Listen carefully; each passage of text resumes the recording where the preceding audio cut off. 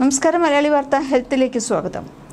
ലോക ജനസംഖ്യയുടെ 95% പേരെയും ബാധിക്കുന്ന ഒരു വൈറസ് വിനാശകരമായ ഓട്ടോ ഇമ്മ്യൂൺ അവസ്ഥകൾക്ക് കാരണമാകുമെന്ന് പുതിയതായി നടത്തിയ പഠനം കണ്ടെത്തി.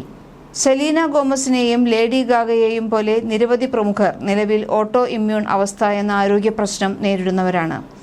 മിക്ക ആളുകളും ജീവിതത്തിലെ ഏതെങ്കിലും ഘട്ടത്തിൽ സമ്പർക്കം പുലർത്തുന്ന എപ്സ്റ്റെയിൻ ബാർ വൈറസ് പകർച്ചവ്യാധിയായ മോണോ ഉണ്ടാകുന്നതിന് കാരണമാകും. ഉമിനീരിലൂടെ പടരുന്നതിനാൽ പലപ്പോഴും ചുംബന രോഗം എന്നാണ് ഈ രോഗത്തിനെ വിളിക്കുന്നത്. ഇത് ഓട്ടോ ഇമ്മ്യൂൺ രോഗങ്ങളിലും ഒരു പങ്കുവഹിക്കുമെന്ന് ശാസ്ത്രജ്ഞർ പണ്ടേ സംശയിച്ചിരുന്നതാണ്. സ്റ്റാൻഫോർഡ് സർവകലാശാലയിലെ ഗവേഷകർ അടുത്തിടെ ലൂപ്പസുമായുള്ള അതിന്റെ ബന്ധം പരിശോധിച്ചു. 1.5 ദശലക്ഷത്തിലധികം അമേരിക്കക്കാർക്ക് ലൂപ്പസ് ബാധിച്ചിരിക്കുന്നു. ഈ അവസ്ഥ രോഗപ്രതിരോധ സംവിധാനത്തെ ശരീരത്തിന്റെ സ്വന്തം ആരോഗ്യകരമായ കലകളെ ആക്രമിക്കാൻ കാരണമാകുന്നു. ഇത് വീക്കം, വേദന, ചർമ്മം, സന്ധികൾ, വൃക്കകൾ, ഹൃദയം, ശ്വാസകോശം തുടങ്ങിയ അവയവങ്ങളിൽ കേടുപാടുകൾ ഉണ്ടാകാൻ കാരണമാകും. ഇതിന് കാരണമായ EBNA2 എന്ന് അറിയപ്പെടുന്ന വൈറസാണ് അപകടങ്ങൾ ഉണ്ടാക്കുന്നത്. ഈ മാറ്റം വരുത്തിയ കോശങ്ങൾക്ക് മറ്റ് രോഗപ്രതിരോധ കോശങ്ങളെ ഉത്തേജിപ്പിക്കാൻ കഴിയുമെന്നും ഇത് ലൂപ്പസിന്റെ വികാസത്തിന് കാരണമായേക്കും എന്നുമുള്ള ഒരു പ്രതികരണ ശൃംഖല സൃഷ്ടിക്കുമെന്നും പരീക്ഷണങ്ങൾ തെളിയിച്ചിട്ടുണ്ട്.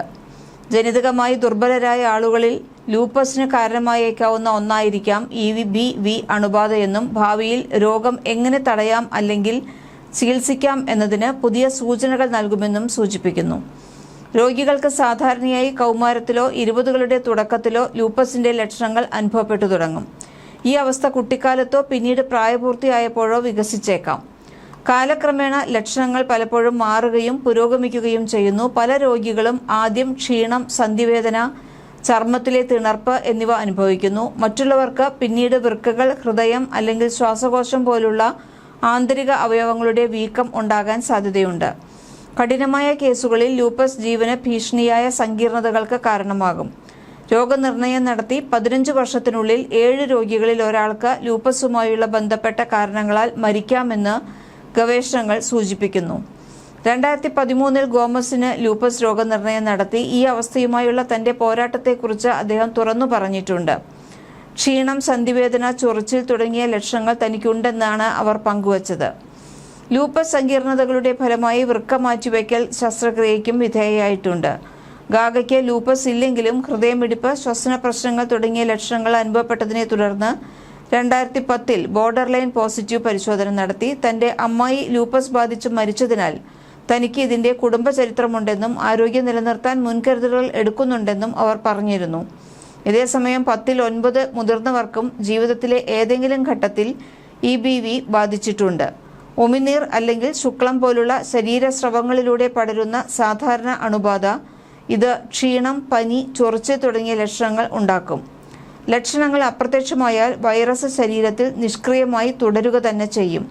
രോഗപ്രതിരോധ ശേഷി കുറയുമ്പോൾ അത് വീണ്ടും സജീവമാകാം. ഒരിക്കൽ വൈറസ് ബാധിച്ചാൽ അത് നമ്മളുടെ ശരീരത്തിൽ തന്നെ എന്നും തുടരും. നിങ്ങൾക്ക് ദുർബലമായ രോഗപ്രതിരോധ ശേഷി ഉണ്ടാകുമ്പോൾ വൈറസ് വീണ്ടും സജീവമാകും. ലൂപ്പസ്, മൾട്ടിപ്പിൾ സ്ക്ലിറോസിസ് തുടങ്ങിയ ഓട്ടോ ഇമ്മ്യൂൺ രോഗങ്ങൾക്കൊപ്പം ബർക്കിറ്റ്സ് ലിംഫോമ, ഹോഡ്കിൻസ് രോഗം, നോൺ ഹോഡ്കിൻ ലിംഫോമകൾ എന്നിവയുൾപ്പെടെ വിവിധ അർബുദങ്ങളുമായി EBV ബന്ധപ്പെട്ടിട്ടുണ്ട്. 2001 മിഷിഗൺ സർവകലാശാലയിലെ ഗവേഷകർ സ്തനാർബുദത്തിനും EBVക്കും ഇടയിൽ തന്മാത്രാ ബന്ധം തിരിച്ചറിഞ്ഞിരുന്നു. പഴങ്ങൾ, പച്ചക്കറികൾ, വൈറ്റമിൻ C, E എന്നിവയുൾപ്പെടെയുള്ള ആന്റി ഓക്സിഡന്റുകൾ എന്നിവ അടങ്ങിയ ഭക്ഷണക്രമവും ചുവന്ന മാംസവും പാലുൽപ്പന്നങ്ങളും കുറഞ്ഞ ഭക്ഷണക്രമവും ഡോക്ടർമാർ ശുപാർശ ചെയ്യുന്നുണ്ട്. ഇതിന് കൂടുതൽ ആരോഗ്യ വാർത്തകളുമായി വീണ്ടും വരാം. മലയാളി വാർത്ത ഹെൽത്ത് ആൻഡ് വെൽനസ് സബ്സ്ക്രൈബ് ചെയ്യൂ.